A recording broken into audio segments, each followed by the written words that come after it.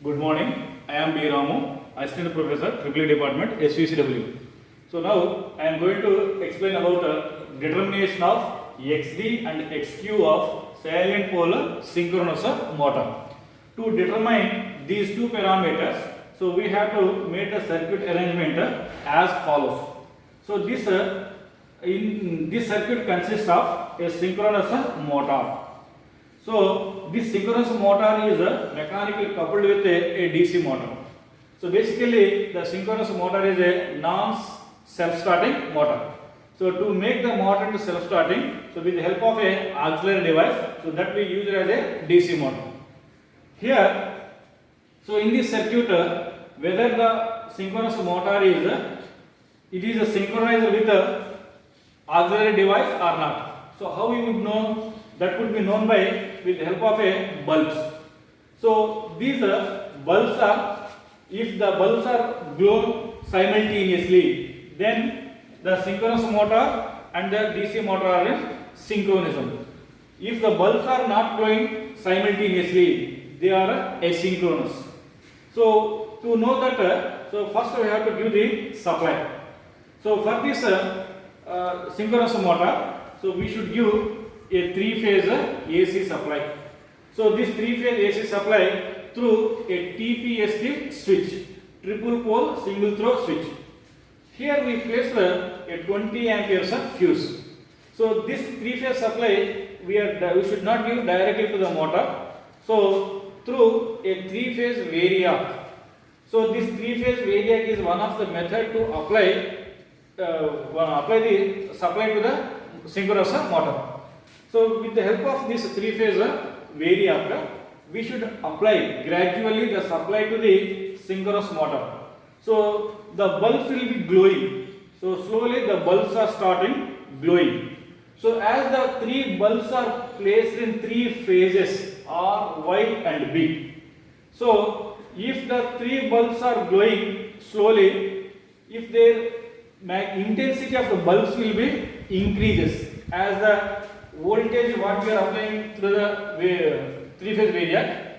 So the intensity of bulbs will also glowing.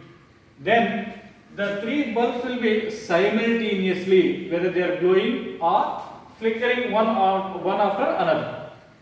If they are glowing simultaneously, three should be simultaneously glow and off, glow and off. So that process will goes till the synchronous motor and a DC motor should be at same speed.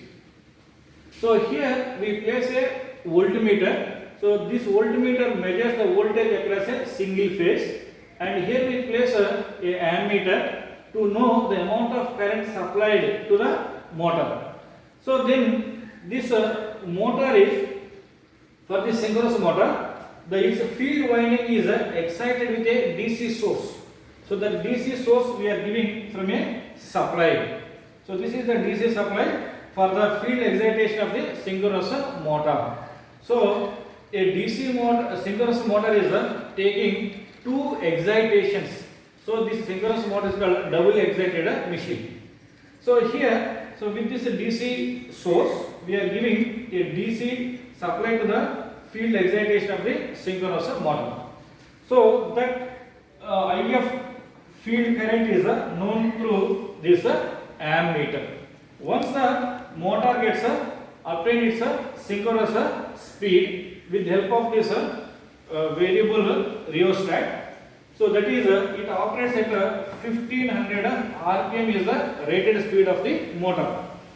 So this is the 3-point starter.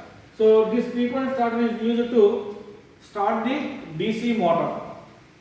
So for this DC motor, so we are giving a DC supply through this mains.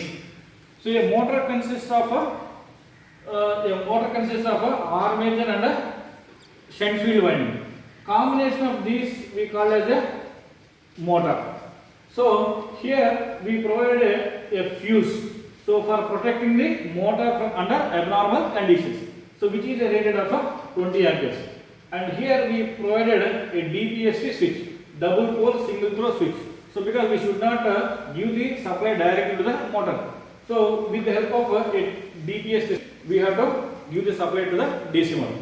So once we operate the motor and the synchronous motor, so once we know the readings of voltmeter and ammeters, so we can able to find the synchronous reactance along the direct axis and the synchronous reactance along the quadrature axis of the synchronous motor.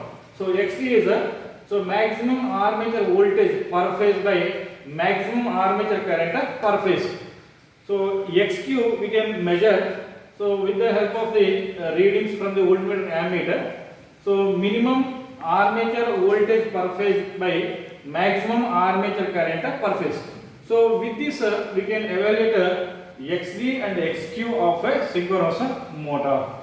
So those values we can plot it in this tabular column. The speed of a motor, so maximum voltage and minimum voltage, maximum current and minimum current. So once we know these values, we can able to calculate XD and XQ of a synchronous motor.